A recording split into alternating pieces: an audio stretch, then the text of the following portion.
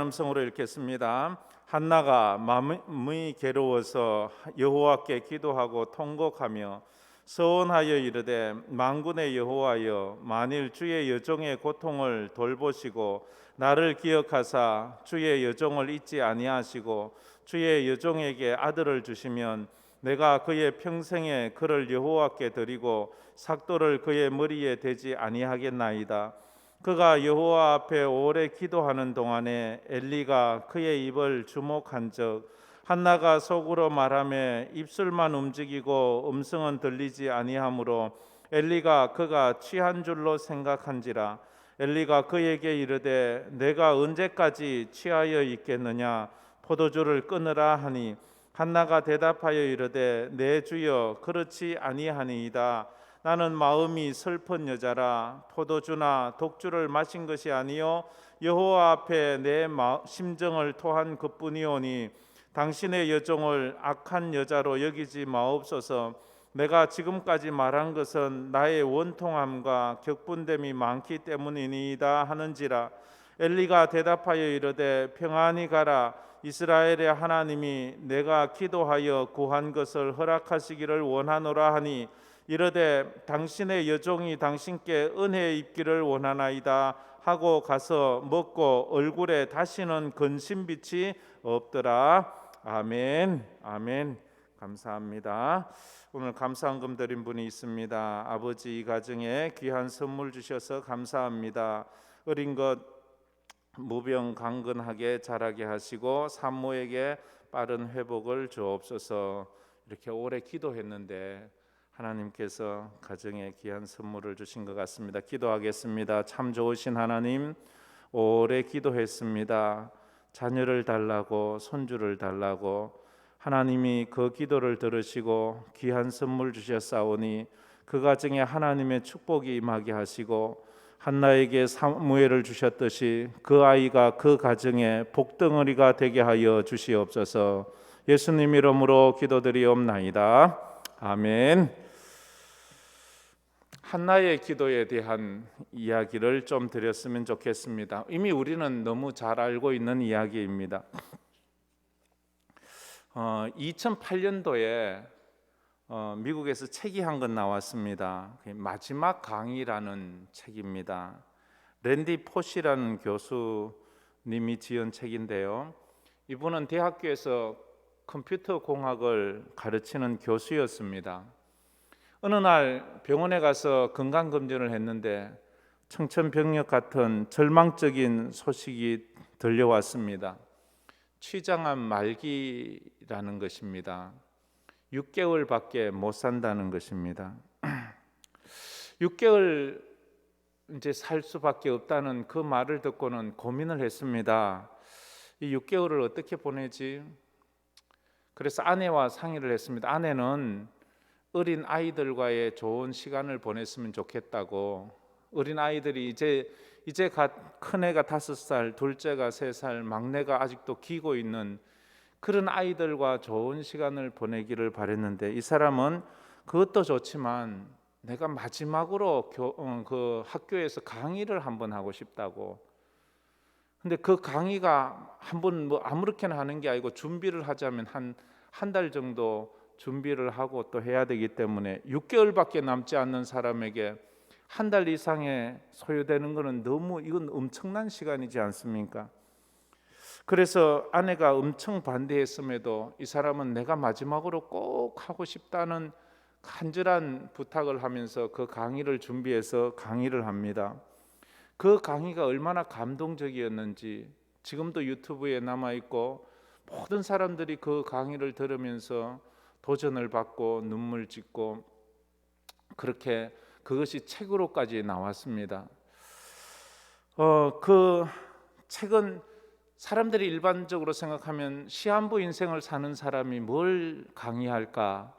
죽음에 대한 이야기가 아니겠는가? 이래 생각할 수 있는데 그건 죽음에 대한 이야기를 하지 않습니다. 삶의 이야기를 합니다.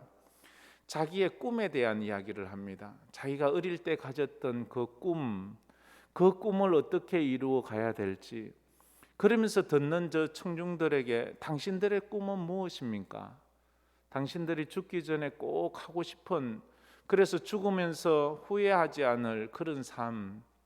그러면서 마지막에 이 강의를 듣는 사람들이나 모든 사람들의 눈시울을 적시게 했던 것은, 이것이 이 강의가 자기 자신을 위한 것도 아니고 청중들을 위한 것도 아니라 자기가 죽고 난 이후에 남아있을 자기 자녀들에게 주는 마지막 유언이었다라는 것을 이야기를 합니다. 그래서 그 아이들은 지금은 어리지만 그 아이들이 커서 그 아빠가 마지막 이제 삶을 얼마 남기지 않고 남겼던 그 유언 같은 강의에 도전받기를 원했어요. 그 강의에서 가장 감동적인 말 중에 하나가 이건데요. 인생의 장벽이 있는 이유가 있다라고 말합니다. 인생을 살아가는데 장벽, 문제가 있다는 거죠. 그것은, 이 장벽은 우리가 무엇을 얼마나 절실하게 원하는지 깨달을 수 있도록 기회를 제공한다 하는 거예요. 내 앞에 무슨 문제가 있다는 것은 내가 그 문제를 뛰어넘고 얻고 싶은 강렬함이 있다는 것을 깨달아야 된다는 거지요. 인생의 벽은 자격이 없는 자를 걸러내기 위하 존재하는 것이 아니라 내가 얼마나 장벽을 넘기를 간절히 원하느냐를 테스트하기 위한 것이다 하는 것입니다. 앞에 장벽을 보면서 푸념만 하고 그렇게 불평만 늘어놓고 그렇게 있지 말고 자신 앞에 놓여 있는 그 장벽을 뛰어넘기 위한 간절함을 가지라, 이렇게 그는 강의에서 말을 하고 있습니다. 그래요, 우리가 문제를 직면하게 되면, 장벽에 가로막히게 되면 내가 진짜 원하는 것이 무엇인지 그때 깨닫게 돼요. 얼마 전에 어떤 권사님이 병원에 입원을 해서 그 치료를 하는데 교회가 그렇게 가고 싶은 거예요. 그때야 알았는 거예요. 내가 교회를 그렇게 가고 싶은지.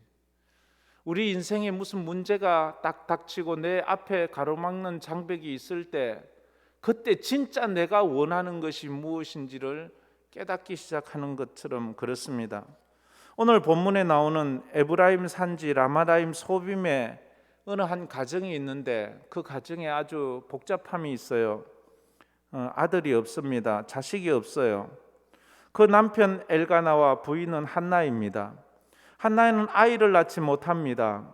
그래서 그 남편 엘가나는 아이를 낳기 위해서 후처를 드립니다. 번인나를 드리는데, 그런데 번인나는 아이를 많이 낳았어요. 그러자 이 본처가 너무 힘든 거예요. 자기는 아이가 없고 후처가 아이를 낳아서 그것으로 자기를 괴롭히는 거예요. 그 괴롭힘을 받는 그 여인이 하나님 앞에서 울고 있는 그 모습, 하나님 앞에 나와서 울면서 그가 진짜 원하는 것이 뭔지를 점점 더 깨달아요. 나는 아들을 원합니다. 나는 아들을 원합니다. 사람이 그렇잖아요. 장벽에 가로놓였을 때 여러분들은 어떤 반응을 합니까? 어떤 사람은 그 장벽을 딱 보면 도망가는 사람이 있어요. 장벽을 보면 둘러가는 사람, 피해서 둘러가는 사람이 있어요. 어떤 사람은 그것을 보면서 원망하고 불평하는 사람이 있어요. 그러나 어떤 사람은 그것을 어쨌든 뚫고 넘어가든지 타고 넘어가든지 넘어가려고 하는 그런 사람이 있습니다. 여러분들은 여러분이 지금 당하고 있는 그 문제를 어떤 식으로 주로 해결하십니까? 그걸 피해 가십니까? 푸념과 원망만 하고 있습니까? 아니면 어쨌든 그걸 이겨내려고 믿음으로 그걸 도전합니까? 그런데 이 한나는 그 문제를 가지고 하나님 앞에 기도합니다. 하나님 앞에 부르짖습니다. 하나님, 나 이 아들 없는 거 이거 포기하지 못합니다. 아이 없는 거 나 그냥 물러설 수 없습니다. 내게 아이를 주세요. 내게 아이를 주세요. 성경은 불임 여성에 대한 이야기를 많이 합니다. 그 아브라함과 사라에게 있어서도 불임의 여성에게 그 하나님께서 어떻게 역사하시는지를 보여주시고, 이 사무엘 가정에도 그것을 보여주지요. 우리는 우리가 당한 그 문제를 어떤 식으로 해결해 나가는가, 그걸 한번 보아야 됩니다. 우리의 삶의 문제를 해결하시는 분은 오직 하나님뿐입니다. 그러기에 그 하나님께 우리 문제를 가지고 와야 된다 하는 것입니다. 한나가 자기가 아들을 못 낳는 이 문제를 남편에게 가지고 가서 아무리 남편에게 이야기를 해도 남편은 그 아이를 낳게 해줄 능력이 없어요. 사람의 생각으로는 남편이 아이를 낳게 해주지라고 말할 수 있지만, 그러나 한나에게는 남편이 아이를 낳게 해주지 못한다는 것을 깨달아요. 하나님이 하셔야 되는 거예요. 그래요. 생명은 하나님이 하시는 거예요. 우리 생각에는 뻔히 내가 다 할 수 있는 것 같지만 하나님이 허락하지 않으면 단 하나도 내가 할 수 있는 것이 없음을 우리는 알아야 합니다. 마지막 강의, 이 책을 쓴 랜디 포시 교수의 글에서 가슴을 뭉클하게 하는 대목이 있습니다. 그가 이제 의사를 만나서 이런 부탁을 합니다. 나는 의사에게 어떤 수술 도구를 사용해도 기꺼이 견딜 것이며 어떤 약을 주더라도 다 삼켜 버릴 것입니다. 왜냐하면 나는 내 아내와 아이들을 위해 오래 살고 싶습니다. 그러면서 그에게 부탁을 했어요. 나는 당신들이 어떤 의료 도구를 써서 나를 수술한다 해도 나는 그거 수용합니다. 어떤 약을 먹으라고 해도 나는 다 먹겠습니다. 그런데 의사들은 그에게 어떤 수술도 어떤 약도 줄 수가 없어요. 그들의 능력으로는 고칠 수가 없기 때문입니다. 한나는 불임의 장맥에 맞닥뜨렸습니다. 도망가지 않았습니다. 그것을 맞닥뜨려서 하나님 앞에 간절한 열망이 더 강해지게 되었습니다. 문제가 있을 때 사람을 찾아가 문제를 해결해 달라고 부탁하기 이전에 하나님께 찾아가야 합니다. 사람에게 찾아가면요 귀찮다고 그러고 그렇지만 하나님은 그것을 믿음이라 그렇게 보십니다. 한나는 제사장에게도 찾아갔습니다. 그러나 제사장은 그 한나를 술 취한 여자 취급을 하였습니다. 한나의 눈물을 이해해 주지 못했습니다. 한나의 마음의 아픔을 이해해 주지 못했습니다. 엘리 대제사장을 보면서 저는 목회자로서 많은 도전을 받습니다. 혹시나 나에게 찾아오고 우리 교회에 찾아와서 울고 있는 그 성도들의 아픔을 보지 못하고 그것을 술 취한 여자처럼 취급해 버리는 목사는 아닌지, 인생에 너무너무 힘들고 어려운 장벽 앞에서 너무 절망하고 있는 성도들이 하나님 앞에 나와 예배드리고 하나님 앞에 나와서 우는데 그것을 그냥 거추장스럽게 생각하는 목사가 아닌지, 영안이 어두운 엘리는 한나의 눈물을 이해하지 못했고 한나의 부르짖음도 이해하지 못해서 단지 술 취한 여자 취급을 하고 귀찮은 여자 취급을 했던 그것을 보지 않습니까? 그러나 우리가 하나님은 우리가 하나님 앞에 나오면 그것을 더 기뻐하신다 그렇게 말씀을 합니다. 그래서 우리가 우리 앞에 나와 있는 그 문제를 간절함으로 바라봐야 합니다. 한나에게는 간절함이 있었습니다. 누구도 그 간절함을 포기하지 못하게 하는 간절함이 있었습니다. 누가복음 18장에도 나오는 것처럼 어느 도시에 하나님을 두려워하지 않고 사람을 무시하는 교만한 재판장이 있었습니다. 그런데 어느 한 과부가 와서 자기의 억울한 것을 좀 이렇게 풀어달라고 그렇게 부탁하고 매일 찾아와서 하니까 그게 너무 괴로워서 내가 저 여인의 말을 들어주지라고 말하지 않습니까? 우리가 하나님 앞에 나와서 간절함이 있어야 합니다. 여러분은 지금 여러분이 가지고 있는 문제에 대한 간절함이 있습니까? 뭐 들어주면 좋고 안 들어줘도 좋고, 근데 마음은 다 되고 싶지요. 근데 간절함이 없어요. 공부를 잘하는 사람과 못하는 사람의 차이가 이것에서도 난답니다. 머리가 좋고 나쁜 것도 공부 잘하고 못하고의 차이가 있겠지만 간절함은 이기지 못한다는 거지요. 간절함, 내가 정말로 이걸 하고 싶고 이걸 이루고 싶다는 그 간절함이 하나님의 응답을 받아내기 때문입니다. 그냥 문제를 안고 살지 마시고 과부가 재판장을 찾아가는 것처럼 우리는 하나님 앞에 나와서 졸라대야 합니다. 오늘 우리는 그러기 위해서 나왔습니다. 적당히 조르지 마시고 하나님의 그 발목을 붙잡고 하나님의 옷매실을 붙잡고 간절하게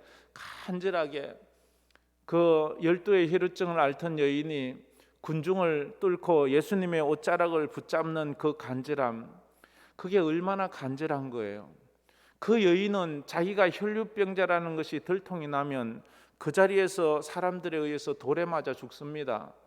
돌에 맞아 죽을 각오를 하고 예수님의 옷자락을 만지는 그 여인은 그냥 뭐 고치면 좋고 안 고치면 그만이고 이런 마음으로 목숨 걸지 않습니다.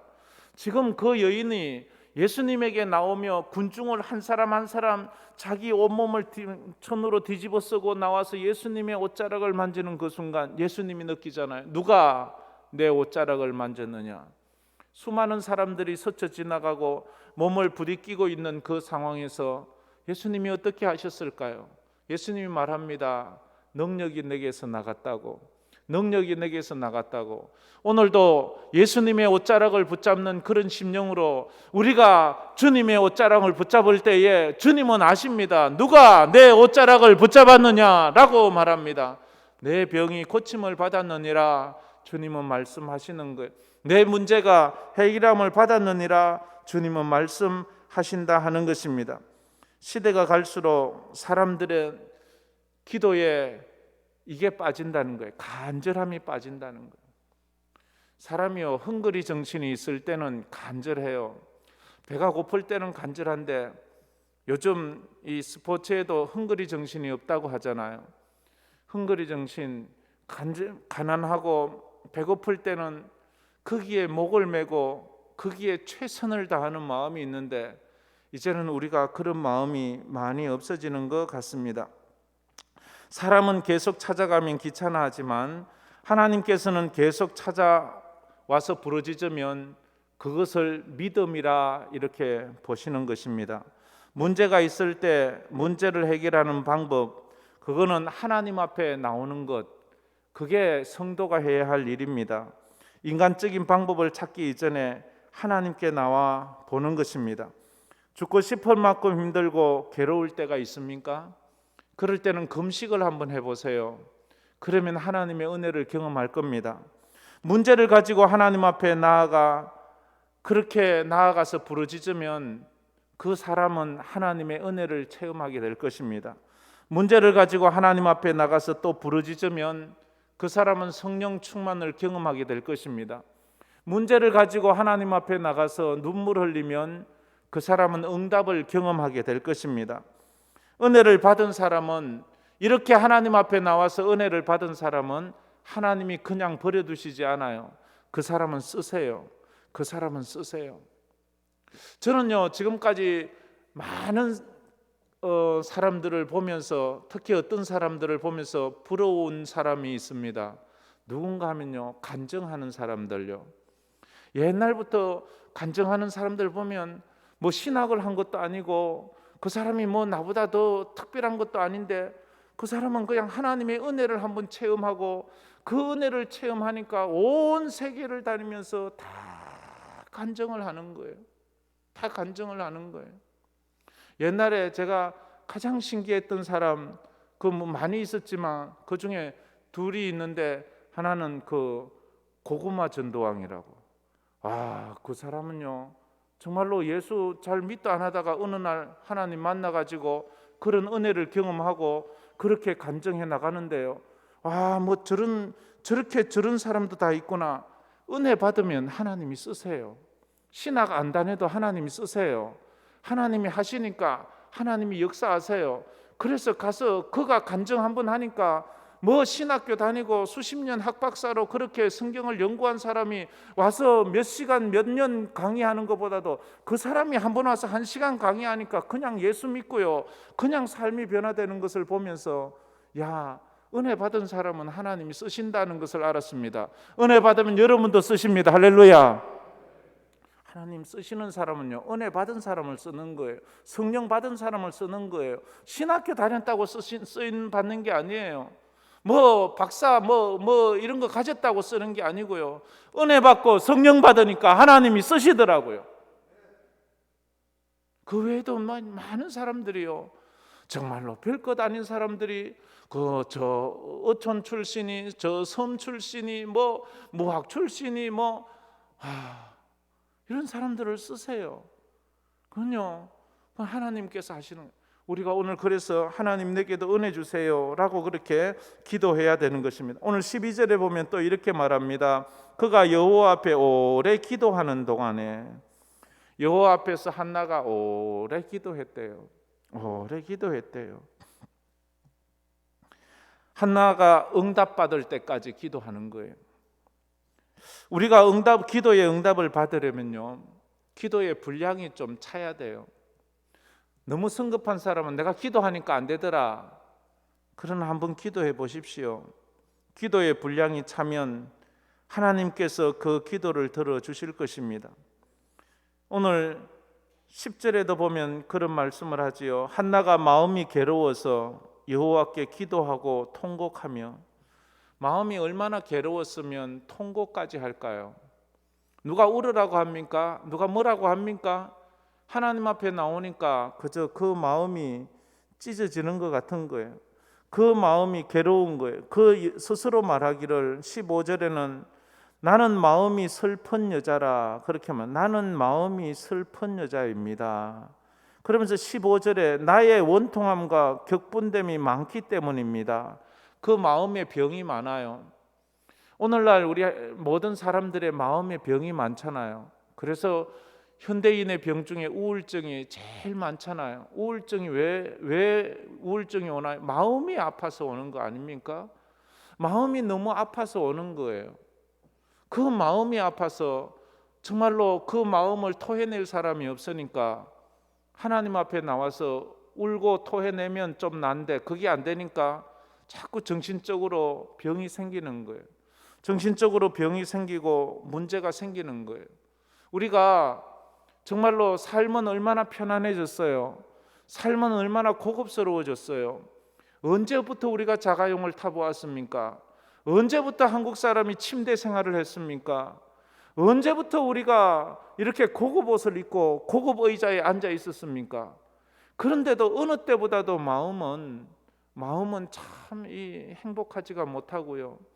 정말로 사는 게 옛날 같지가 않잖아요. 이럴 때 우리 예수 믿는 사람들은 하나님 앞에 나와야 돼요. 하나님 앞에 나와서 한나는 눈물의 기도를 드립니다. 하나님은요, 눈물로 기도할 때 약하신 거예요. 하나님은 눈물에 약하신 것 같아요. 성경을 보면 하나님은 눈물에 약해요. 자, 한번 따라해 봅시다. 하나님은 눈물에 약합니다. 이런 건요 굉장히 중요한 거예요. 이런 건 적어놔야 돼요. 왜냐하면요, 응답 받으려면 한번 울어보세요. 사람만 그런 게, 사람 앞에서도 눈물 보여보세요. 사람 마음이 약해져요. 근데 하나님은요, 성도가 하나님 앞에 울면요, 하나님 마음이 그렇게 약해져요. 우리 하나님은 그렇게 마음이 여린 분이에요. 그렇게 음하고 그렇게 막 공의하시면서도 그만 와서 울면 그만 그 마음이 부들부들 왜 그러냐 이렇게 하나님께서 그렇게 사랑이 많으시는 그런 분인 것 같아요. 그래서 눈물로 기도하면 응답이 빠르대요. 히스기야 왕이 그 밤에 그렇게 울면서 기도하니까, 그렇게 울면서 기도하니까 하나님께서 그래, 내가 너 기도 들어줄게. 내가 너 기도 들어줄게. 이방인인 하갈의 기도, 아브라함의 그 후처인 그 하갈이 자기 그 아들 이스마엘과 함께 울고 앉으니까 하나님이 그 기도도 들어주시잖아요. 그래, 내가 너의 아들에게도 한 민족을 이루게 해주겠다고 그렇게 하나님께서 응답해 주셨잖아요. 그래서 다윗의 시에 보면요, 눈물이 많아요. 다윗이 말하기를 나의 눈물을 주의 병에 담으소서. 아마 다윗은 기도를 할 때마다 그 눈물을 병에 담았는지도 모르겠어요. 그래서 그걸 하나님께 내 보였는지도 모르겠어요. 하나님, 내가 이렇게 눈물을 많이 흘립니다. 하나님, 나의 기도에 응답해 주십시오 라고 그렇게 기도하는 것 같아요. 뭐 억지로 눈물 짜내려고 하지 말고요, 하나님 앞에 진실하게 앉아서 내 자신을 보고, 아니면 우리 자녀들을 보고, 아니면 지금 이 대한민국을 보고, 아니면 이 인류 지구, 이거 지구촌을 보면 얼마나 불쌍해요. 지금 코로나 때문에 얼마나 불쌍해요. 다 마스크 하고요, 가고 싶은 데도 못 가고, 뭐 하고 싶은 것도 못 가고, 정말로 이렇게 불쌍하잖아요. 성도들 중에서도요, 너무 불쌍한 사람이 많아요. 특히요, 아마 코로나가 끝나고 나면 정말로 우리가 눈물 흘리지 않고 듣지 못할 그런 아픈 안타까운 일들이 너무 많잖아요. 쓸쓸히 혼자 코로나 병 때문에 병실에서 아무도 없이 혼자 그냥 죽어가야 되는 그 사람들, 그런 거 이미 다큐멘터리로 여러 번 봤잖아요. 가족이 없는 게 아니에요. 가족이 버린 것도 아니에요. 못 오는 거예요. 그때 자기 혼자 죽음을 맞이하는 그 사람이 얼마나 두렵고, 얼마나 외롭고, 얼마나 힘들고, 얼마나 답답할까요? 그냥 혼자 병원에 있기만 해도 힘들고 답답한데, 그가 죽어가는 그 순간까지도 그렇다면 그게 얼마나 힘들까요? 그럴 때 우리가 하나님 앞에 울어야 돼요. 하나님 앞에 울면 하나님께서 그 우리의 눈물을 불쌍히 여기시고 주께서 축복해 주신다, 그렇게 말했습니다. 어느 목사님 간증이에요. 어느 목사님 간증하시면서 자기 앨범을, 사진 앨범을 보여주는데, 사진 앨범 제일 첫 페이지에 눈물을 많이 흘려서 눈물이 묻어 있는 편지가 한 장 있는 거예요. 그래서 사람들이 묻습니다. 도대체 이 편지는 뭔데 이렇게 눈물 자욱이 흥건합니까? 그러니까 그 이제 목사님이 자기 얘기를 해주세요. 자기가 결혼을 해서 7년이 되도록 아이를 갖지 못하는 거예요. 그래서 두 부부가 맨날 기도하기를, 하나님 우리에게 자녀를 주세요, 자녀를 주세요. 7년째가 되었는데 하나님이 그 가정에 자녀를 주어서 임신을 하게 했어요. 이제 본인이 임신을 했어요. 그래 너무 감사한데 어느 날 병원에 가서 검사하다가 이 부인이, 이 산모가 아주 큰 병이 발견되었어요. 이 병을 이제 수술을 해야 하는데, 이 수술하자면 전신 마취를 해야 돼요. 전신 마취를 하게 되면 태중에 있는 이 아이를 지워야 되는 거예요. 전신 마취를 하면 이 아이가 살 수가 없는 거예요. 그래서 의사가, 그래도 산모는 살아야 되지 않습니까? 수술만 하면 사는데. 그래서 두 부부가 이걸 가지고 이제 고민하며 기도하면서 상의를 해요. 어떻게 해야 되나? 우리가 이 아내를 살리자니 아이가 죽어야 되고, 아이를 살리자니 아내가 죽어야 되고, 근데 도저히 아이를 포기할 수가 없는 거예요. 그러자 의사는, 아이는 또 가지면 되잖아요. 그렇지만 지금 산모는 살아야 되지 않습니까?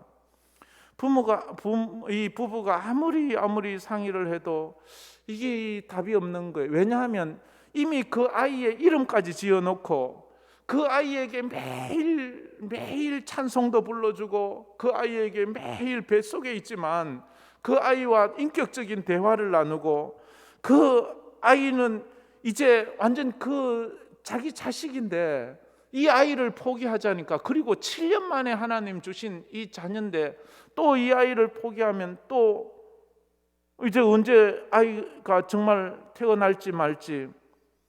여러분 같으면 어떤 결정을 하시겠어요? 이 두 부부가 기도를 하면서 이제 결정을 했어요. 말도 안 되는 결정을 합니다. 수술은 하던데 이 산모가 마취하지 않고 수술을 받기로 결정을 했어요. 의사에게 말했습니다. 우리 마취 안 하고 수술 받을래요. 그러면 아이는 지우지 않아도 되잖아요. 그러자 의사가 깜짝 놀라면서, 말도 안 되는 소리 하지 말라고, 그 생사람 잡는 건데 그건 있을 수 없다고, 못한다고. 의사들이 못한대요. 마취는 안 하고 수술을 못 해주겠대요. 그래서 자기하고 아주 친한 의사 친구를 찾아가서 또 간절히 부탁하고 또 부탁해가지고 액을 벗고 해가지고 억지로 모든 책임은 우리가 다 지겠다. 뭐 수술하다 죽더라도 우리가 책임질 테니까 그 마취 없이 수술을 해서 이 아이를 살려서 이렇게 태어나게 해달라고. 그래서 이제 수술을 시작합니다. 수술을 하니까 아프면 몸을 비틀까 봐 온 사지를 다 꽁꽁 묶고, 이빨은 또 너무 깨물면 이빨이 다 나가니까 입안에는 솜을 가득 채우고, 그리고 온 머리도 묶고 다 묶고 이제 수술을 시작합니다. 수술을 하는데 산모는 자기가 겪을 고통과 그 아픔의 두려움을 또 생각하면서 또 기도합니다. 근데 수술을 하니까 아니나 다를까 그냥 생사를 찢고 뜯어내는데 비명을 지르고 또 비명을 지르다가 기절하고 또 비명을 지르다가 또 기절을 하고, 이걸 계속 반복하는 거예요.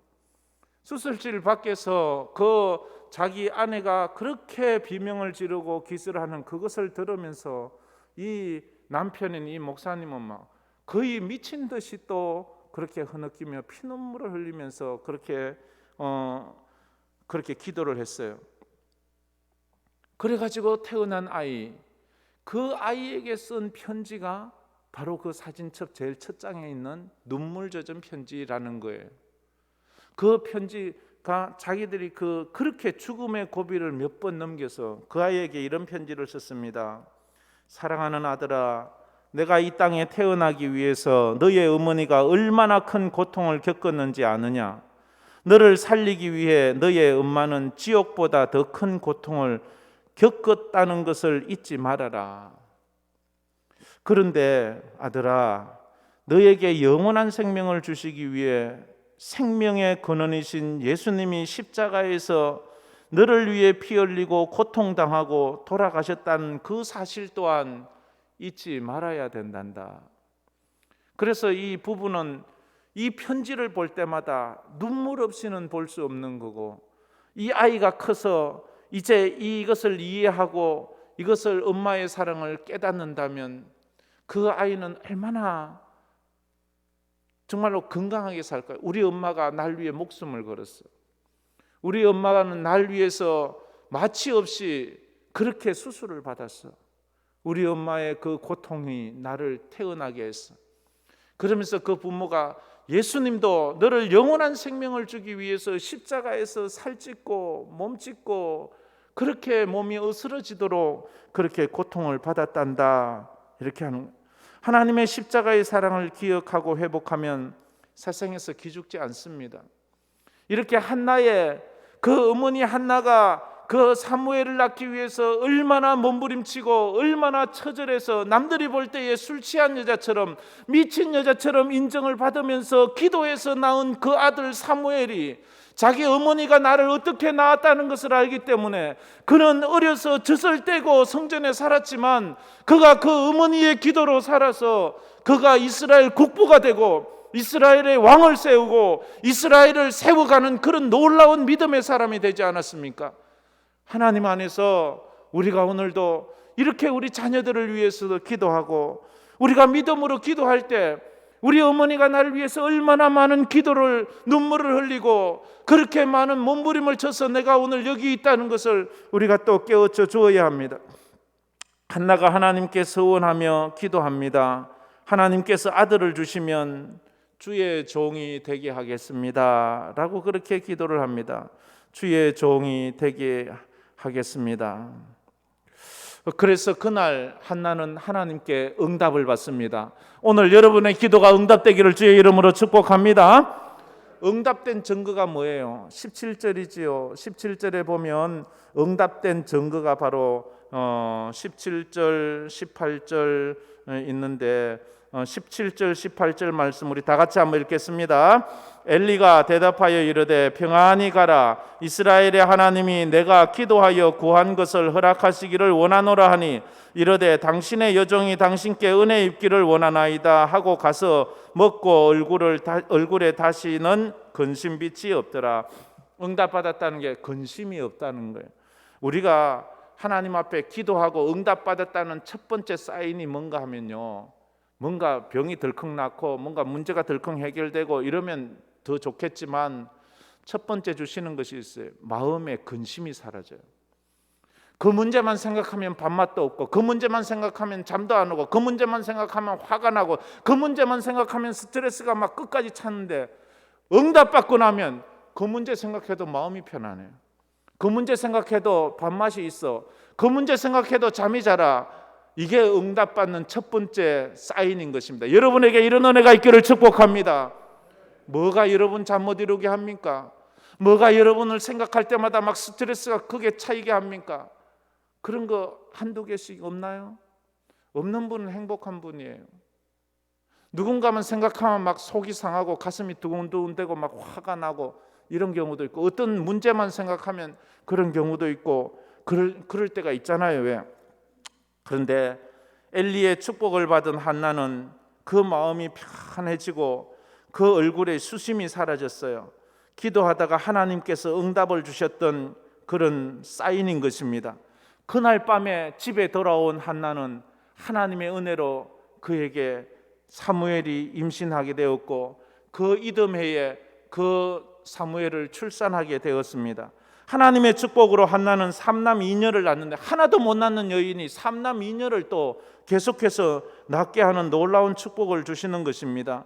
그래서 한나는 서원대로 그 사무엘을 하나님께 드리는 그런 삶을 살게 됩니다. 오늘 우리가 믿음으로 기도할 때 내 문제에, 내 삶에 있는 장벽, 문제, 이걸 정말로 그것 때문에 도망가려고 하지 말고 포기하려고 하지 말고 한나처럼 끝까지 믿음으로 기도해서 응답받는 여러분 되기를 주의 이름으로 축복합니다.